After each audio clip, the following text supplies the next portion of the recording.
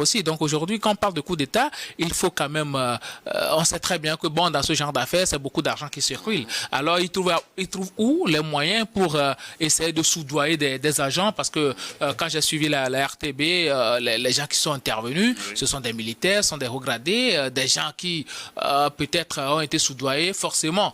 Et donc, comment il arrive à trouver ces moyens-là pour soudoyer ces gens? Bon, on parle d'opérateurs économiques et tout. On parle d'un soutien financier venu de certaines personnes de la Côte d'Ivoire aussi. Oui, mais jusqu'à présent, ce ne sont pas des éléments assez forts pour qu'un État accepte d'extrader un exilé politique.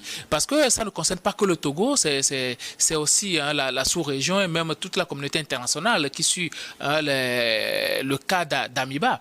Et donc aujourd'hui, je me dis que bon, cette déclaration du Burkina Faso, on a aussi accusé, bon, en sourdine le Togo, si je peux le dire ainsi. On a aussi, parce que le monsieur il réside au Togo, et donc en tant que quelqu'un qui réside au Togo, le Togo doit être en mesure de surveiller ses faits et gestes. Comment se fait-il que bon, il arrive à communiquer facilement avec ces gens-là? Comment se fait-il que bon, des militaires ou bien je ne sais pas trop arrivent à lui rendre visite dans son lieu de résidence comme ça, tenir des réunions sans aucune surveillance, et que le monsieur arrive à communiquer avec d'autres présidents de la sous-région? Je pense que Damiba aujourd'hui, peut-être qu'il est en train de payer son penchant avec l'ancien président du Burkina Faso, Blaise Compaoré. Et donc, bon, quand il parle de Blaise Compaoré, parle d'Alassane Dramane Ouattara, et donc on peut dire que bon, il est en connivence avec ces gens-là pour déstabiliser le pays, parce que n'oublions pas que Damiba, bon, l'objectif était de venir restaurer la sécurité au Burkina Faso, mais quand il est venu, il était venu avec d'autres approches.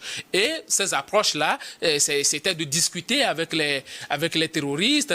C'est la raison pour laquelle d'ailleurs il a fait venir le président Blaise Compaoré au pays pour essayer quand même d'entamer la discussion. Et ça a suscité le courroux des Burkinabés et même des militaires burkinabés, raison pour laquelle on l'a encore déchu aussi, lui aussi, du pouvoir. Donc aujourd'hui, quand on parle de tentative de coup d'État à chaque moment, et que bon, certains éléments de preuve sortent, bon, pour moi, ce ne sont pas des éléments assez solides.